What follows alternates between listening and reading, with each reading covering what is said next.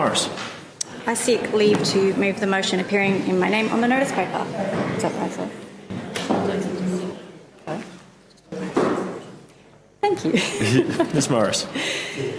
Mr Deputy Speaker, Canberrans should be able to trust that life-saving ambulance services will be available for them when they need it, regardless of the time of day or night. A health emergency can strike at any moment, in the dead of night, in the quiet of dawn, or in the throes of a tightly packed day. And that's why we need an ambulance service that can respond to critical incidents as soon as they occur. Our ambulance service staff and paramedics work tirelessly to deliver life-saving care that our community expects. They feel the weight of their duty, and every day they walk into critical emergencies with professionalism and dignity. They are skilled at bringing calm and expert action to a crisis, and as I have personally observed, they know how to insert just the right amount of gentle humour to lighten a distressing situation. Much is asked of them, and they willingly serve because they know the stakes are high. People's lives depend on their services. That's why it's a matter of greatest importance that our ambulance services and paramedics are respected and cared for, and that they're given the tools that they need to get on with their life-saving work. That means rosters that are fully staffed, stations that are properly crewed, and a government that listens when frontline staff and their representatives raise concerns.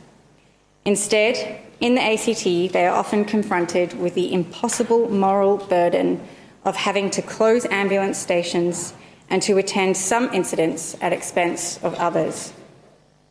This burden has arisen because the government has failed to plan and properly respond to increasingly obvious pressures on our ambulance services. I have heard directly from paramedics about the emotional injury this causes the workforce.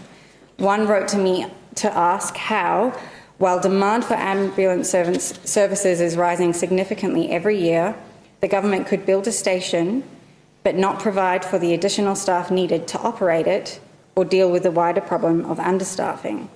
The officer continued, and this is a quote, "At some point there will be a serious adverse event because of the situation. While my first concern is for the members of the community who will suffer, my next immediate concern is for my colleagues, both paramedics on road and the workers in our communications centre who experience moral injury every time they can't make it to someone who needs our care because of shortages and a lack of resourcing."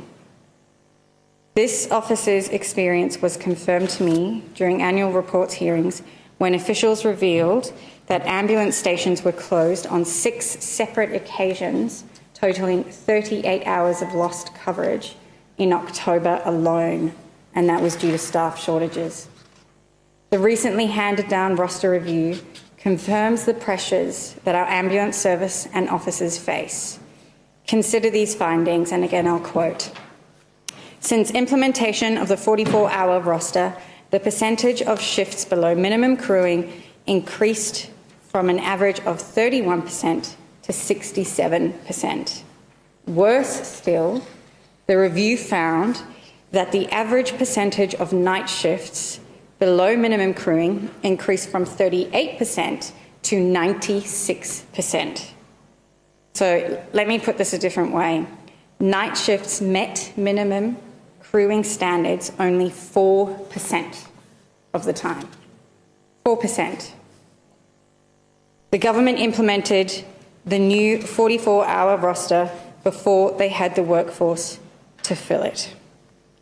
The roster was first devised in 2020, was voted on in 2022 and implemented in 2024, and it's now 2025 and they still haven't been able to adequately resource the transition to the new roster. The government was warned that unless more staff were secured, the roster would lead to more shifts running below minimum staffing levels, more overtime and slower responses.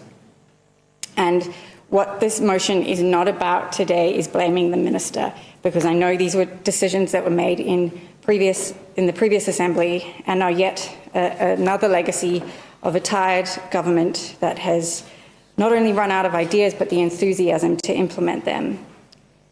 The consequences of this inaction are now being felt by staff, by Canberrans who are waiting nervously for an ambulance, and by all Canberrans who expect that when anyone dials 000, help will arrive quickly for them. This is about safety. When a shift runs below minimum levels, the operational pressures land on our paramedics and in turn on the very people who need their help. It lands on the young basketball player who just a few months ago laid with a fractured vertebra for 90 minutes after a backboard collapsed on him, waiting for help. It lands on the elderly man who fell from his mobility scooter onto an ant's nest only last week, left suffering for 2 hours, tended to by Good Samaritans while he waited for an ambulance. And it lands on an elderly woman in her 80s who fell coming out of the shower and had to wait for 6 hours, undressed, on the floor, waiting for assistance to arrive. These are real examples of the effect of government in action. That is why this motion focuses on real and practical steps. It demands the government takes immediate operational action to stabilise roster coverage and prevent below minimum crewing. It requires planning by the first sitting week of next year of a workforce management and implementation strategy with clear milestones for achieving roster stability and minimum crewing across all shifts. And it also seeks transparency, routine public reporting on how many shifts run below minimum, on overtime hours worked, and on any stations that are unstaffed or unable to operate to a basic accountability. Requiring the government to report back in 2026, in the first sitting week, on progress in implementing the roster review recommendations means the Assembly and the community can track whether change is happening and if it is working. And I know the government will say that they are recruiting, and good, that is good, but give us a timeline and clear targets of that.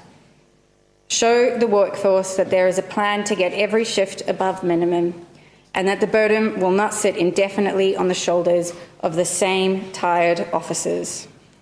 Our paramedics deserve fully staffed stations, shifts above minimum levels, and a roster they can plan their lives around.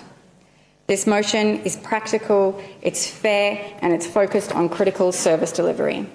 It's about putting planning, transparency, and accountability at the centre of ambulance operations.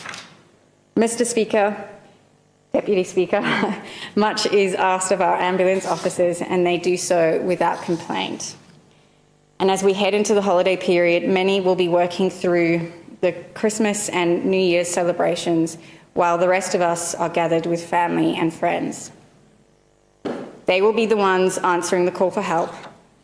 The public is thankful for all they do, and our job in the Assembly is to back them with the resources and staffing they need to keep Canberra safe. And I want to thank the Minister and the Greens for your engagement with our office on this, and I'm pleased that we could reach an agreement on it and a pathway forward, which will be reflected in the amendment to be circulated by my colleague. So thank you very much, Mr. Deputy Speaker, and I commend this motion to the Assembly. Members, question.